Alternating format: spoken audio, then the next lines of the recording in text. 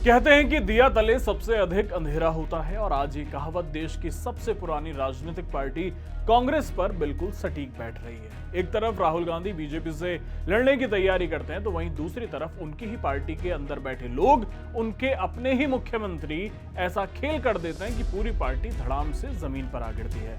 राजनीति के गलियारों से इस वक्त की जो सबसे सनसनीखेज खबर आ रही है उसने कांग्रेस के अंदरूनी घमासान को सरेआम नंगा कर दिया है।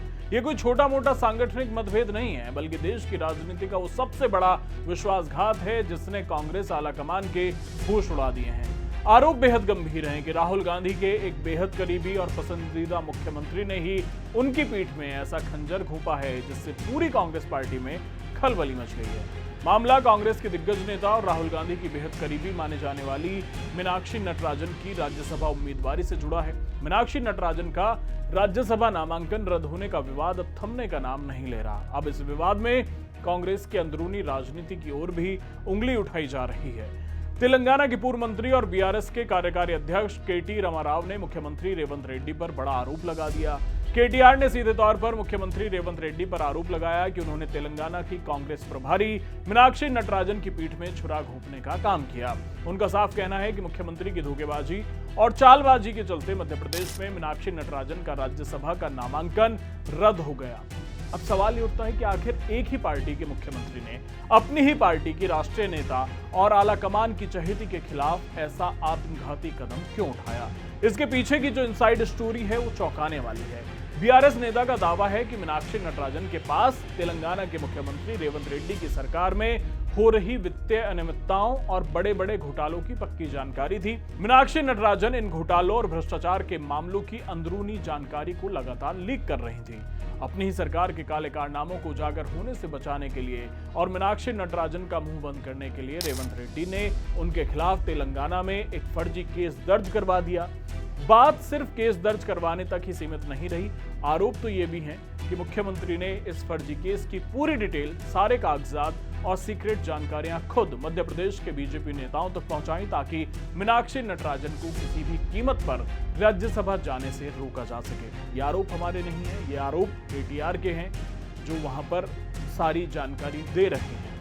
केटीआर ने खैराताबाद में पार्टी की एक जनसभा में खुलेआम मुख्यमंत्री पर घिनौनी और बदले की राजनीति का आरोप लगाया।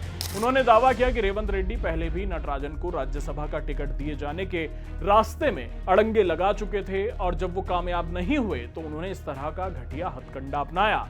आपको समझाते हैं कि मध्य प्रदेश की सियासत में इस बड़ी साजिश को अंजाम कैसे दिया गया। मध्य प्रदेश में राज्यसभा की 3 सीटों के लिए नामांकन की प्रक्रिया चल रही थी। विधानसभा में विधायकों की संख्या बल के हिसाब से गणित बिल्कुल साफ था।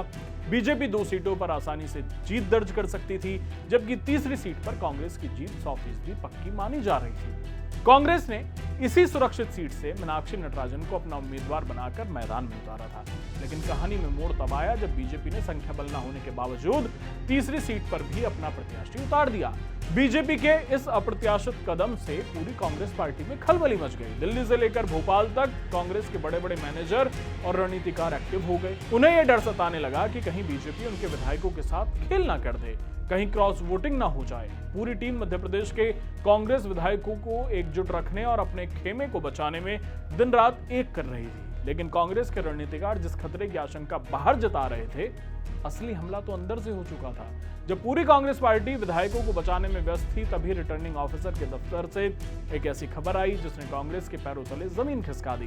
रिटर्निंग ऑफिसर ने कांग्रेस उम्मीदवार मीनाक्षी नटराजन का नामांकन पत्र ही रद्द कर दिया। आखिरकार मीनाक्षी नटराजन का नामांकन रद्द होने की असली कानूनी वजह क्या थी?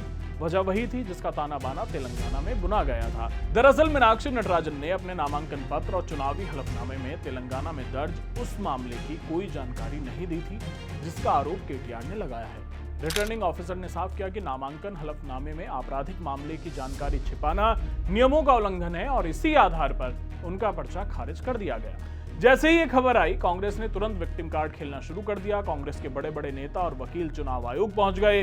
रिटर्निंग ऑफिसर की शिकायत की गई, बीजेपी पर साजिश का आरोप लगाया। मामला सुप्रीम कोर्ट तक पहुंचा, लेकिन देश की सबसे बड़ी अदालत से भी कांग्रेस को कोई राहत नहीं मिली। सुप्रीम कोर्ट ने भी चुनावी प्रक्रिया पर रोक लगाने से साफ इनकार कर दिया और कांग्रेस की सारी कानूनी उम्मीदें ध्वस्त हो गईं। इस पूरे घटनाक्रम ने यह साबित कर दिया है कि कांग्रेस के लिए इस बार घर का भेदी ही लंका ढा गया। राहुल गांधी की फेवरेट उम्मीदवार को उनके ही फेवरेट सीएम ने धोखा दे दिया। तो क्या राहुल गांधी अब रेवंत रेड्डी के खिलाफ कोई एक्शन ले पाएंगे, या इसका भी जो दोषारोपण है वो बीजेपी पर ही किया जाएगा और बीजेपी के खिलाफ ही घटिया राजनीति जारी रहेगी? आप इस पूरे विवाद पर क्या कहना चाहते हैं, हमें कमेंट बॉक्स में जरूर बताइए। चैनल सब्सक्राइब करना ना भूलें। धन्यवाद।